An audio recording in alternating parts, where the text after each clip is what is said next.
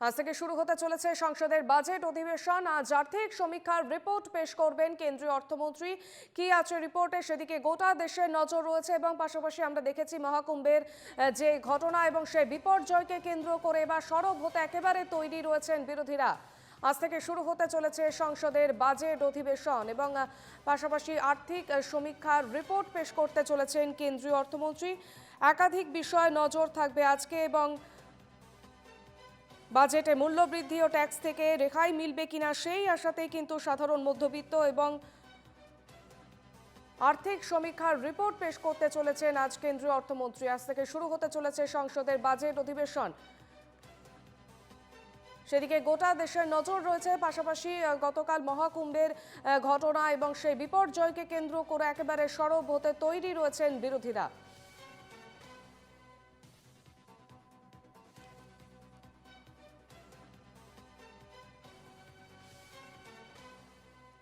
আমাদের সঙ্গে টেলিফোন লাইনে রয়েছেন আমাদের প্রতিনিধি মনীষ শুক্লা। মনীষ, আজ থেকে বাজেট অধিবেশন শুরু এবং কি কি বিষয় আশা রয়েছে, কি থাকতে পারে আজকের এই রিপোর্টে?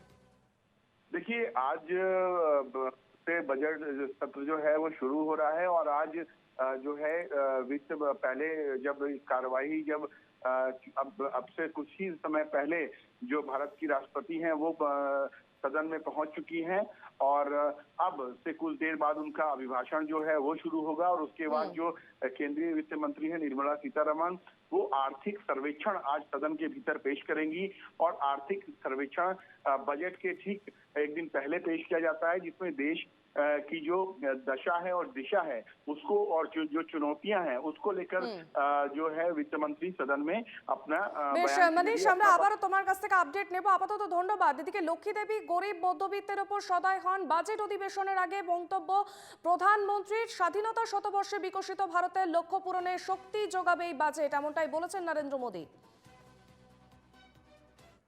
मैं मां लक्ष्मी से प्रार्थना करता हूं कि देश के हर गरीब एवं मध्यम वर्ग समुदाय पर मां लक्ष्मी की विशेष कृपा रहे। यह बजट सत्र, ये बजट एक नया विश्वास पैदा करेगा, नई ऊर्जा देगा कि देश जब आजादी के 100 साल मनाएगा तब विकसित होकर रहेगा। সংসদে বক্তব্য রাখছেন রাষ্ট্রপতি দ্রৌপদী মুর্মু। সরাসরি চোখ রাখবো। लागू होते देख रहा है और इन निर्णयों में देश की गरीब, मध्यम वर्ग, युवा, महिलाओं, किसानों को सर्वोच्च प्राथमिकता मिलेगी। मेरी सरकार ने तीसरे कार्यकाल में सभी के लिए आवास के उद्देश्य की पूर्ति के लिए ठोस कदम उठाए हैं। प्रधानमंत्री आवास योजना का विस्तार करते हुए 3 करोड़ अधिक परिवारों को नए घर देने का निर्णय लिया गया है। इसके लिए 5,36,000 करोड़ रुपया खर्च किए जाने की योजना है। मेरी सरकार गांव में गरीबों की उनकी आवासीय भूमिका हक देने और वित्तीय समावेशन के लिए प्रतिबद्ध है। इस दिशा में स्वामित्व योजना के अंतर्गत अब तक 2 करोड़ 25 लाख स्वामित्व कार्ड जारी किए गए हैं। इनमें से करीब 70 लाख स्वामित्व कार्ड पिछले 6 महीने से जारी किए। पीएम किसान सम्मान निधि के तहत करोड़ों किसानों को पिछले महीने में 41,000 करोड़ रुपया की राशि का भुगतान हुआ है। जनजातीय समाज के 5 करोड़ लोगों के लिए धरती आबा जनजातीय ग्राम उत्कर्ष अभियान प्रारंभ हुआ है। इसके लिए 80,000 करोड़ रुपए का प्रावधान किया गया है। आयुष्मान भारत योजना के अंतर्गत 70 वर्षों और उससे अधिक उम्र के 6 करोड़ वरिष्ठ नागरिकों को स्वास्थ्य बीमा देने का फैसला हुआ है। इन्हें हर वर्ष 5 लाख रुपए का हेल्थ कवर मिलेगा। छोटे उद्यमियों के लिए मुद्रा ऋण की सीमा 2 लाख रुपये से बढ़कर 20 लाख रुपया कर दी गई है। मेरी सरकार ने युवाओं की शिक्षा और उनके लिए रोजगार के नए अवसर तैयार करने पर विशेष फोकस किया है। मेधावी छात्रों को उच्च शिक्षा में वित्तीय सहायता देने के लिए पीएम विद्यालक्ष्मी योजना शुरू की गई है। 1 करोड़ युवाओं को शीर्ष 500 कंपनियों में इंटर्नशिप के अवसर भी दिए जाएंगे। पेपर लीक की घटनाओं को रोकने और भर्ती में पारदर्शिता सुनिश्चित करने के लिए नया कानून लागू किया गया है। सहकार से समृद्धि की भावना पर चलते हुए सरकार ने त्रिभुवन सहकारी यूनिवर्सिटी की स्थापना को प्रस्ताव स्वीकृत किया है। सरकार ने प्रधानमंत्री ग्राम सड़क योजना के चौथे चरण में 25,000 बस्तियों को जोड़ने के लिए 70,000 करोड़ रुपया स्वीकृत किए। आज जब हमारा देश अटल जी की जन्म शताब्दी का वर्ष मना रहा है, तो प्रधानमंत्री ग्राम सड़क योजना उनके विजन का पर्याय बनी हुई है। देश में अब 71,000 वंदे भारत, अमृत भारत और नमो भारत ट्रेन चल रही है, जिनमें पिछले 6 माह में ही 17 नए वंदे भारत और 1 नमो भारत ट्रेन को जोड़ा गया है। वन नेशन वन इलेक्शन और वक्फ अधिनियम संशोधन जैसे कई महत्वपूर्ण विषयों पर भी सरकार ने तेज गति से कदम आगे बढ़ाए। माननीय सदस्यगण, मेरी सरकार के 1 दशक के कार्यकाल ने विकसित भारत की यात्रा को नई ऊर्जा दी है। विकसित भारत के विजन में जनभागीदारी का सामूहिक सामर्थ्य है।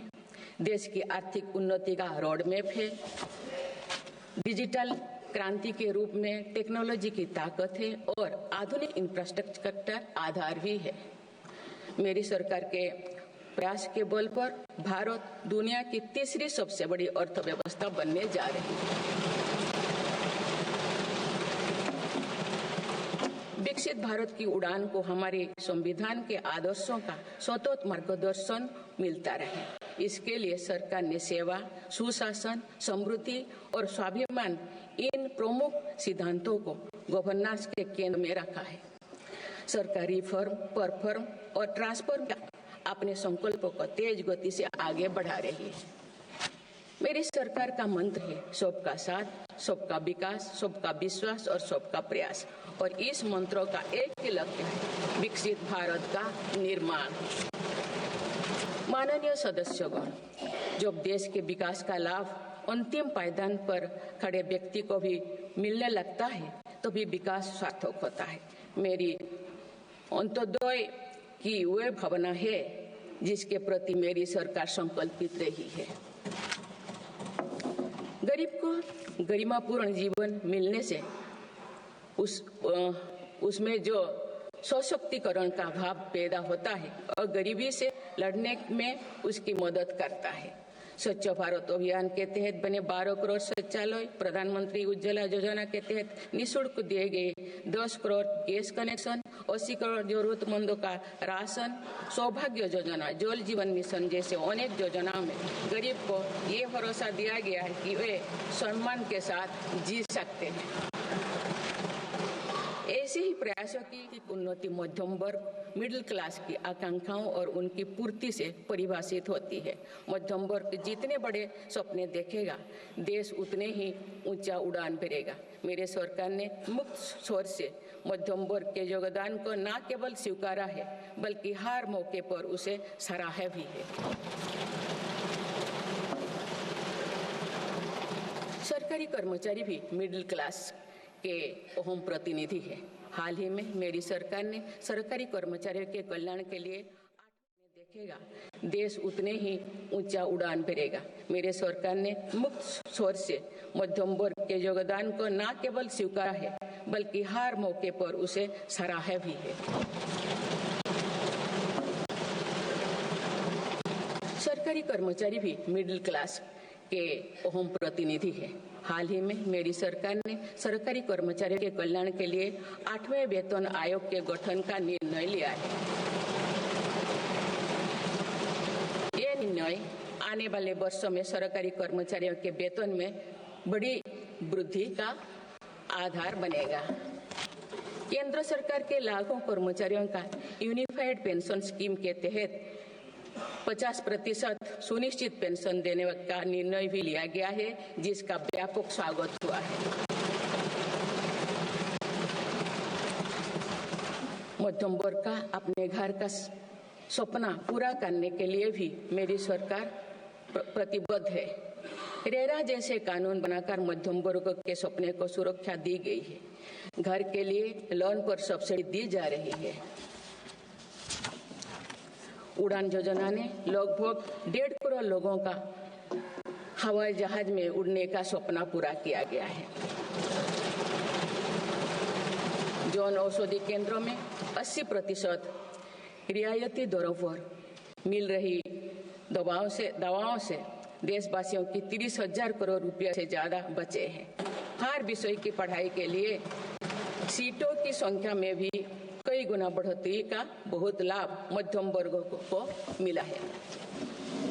राष्ट्र निर्माण में करदाता के योगदान को मेरी सरकार ने सम्मान देते हुए टैक्स से जुड़े मसलों को आसान किया है। टैक्स विवादों को कम करने के लिए फेसलेस मूल्यांकन की शुरुआत कर पारदर्शिता बढ़ाई गई है।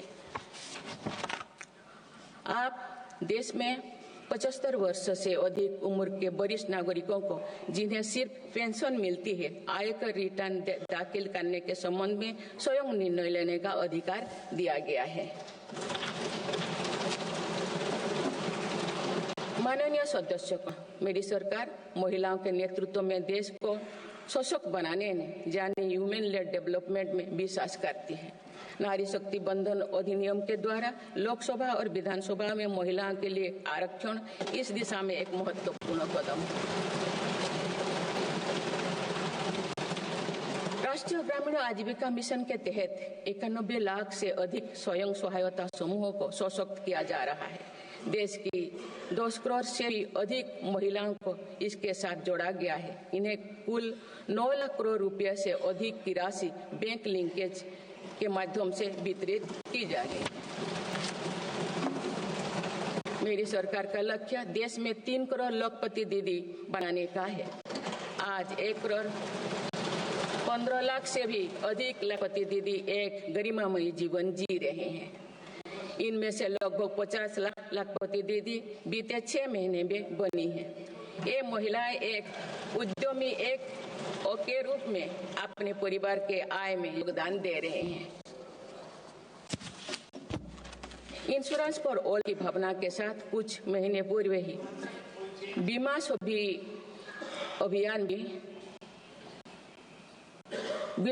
अभियान भी शुरू किया गया है। हमारे बैंकिंग और निजी पेमेंट्स सखियां दूर दराज के इलाकों में लोगों को वित्तीय व्यवस्था से जुड़ने में महत्वपूर्ण भूमिका निभा रहे हैं।